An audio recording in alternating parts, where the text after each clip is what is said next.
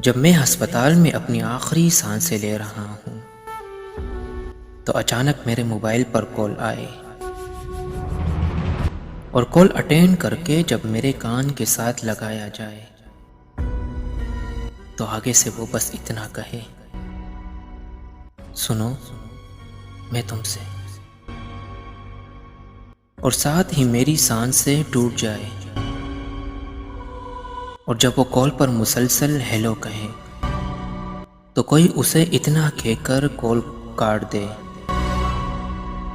कि sorry, he is no मोर।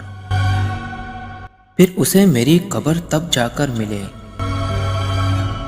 जब उसके सर के बाल सफेद हो चुके हो, कमर झुक गई हो, आंखें कमजोर हो गई हो और हाथ में सहारे के लिए एक लाठी पकड़ रखी हो। तब वो मेरी कब्र पर अपनी अधूरी बात पूरी करे, सुनो सुनो मैं अब भी तुमसे दीवानगी की हद तक मोहब्बत करती हूँ, इश्क करती हूँ।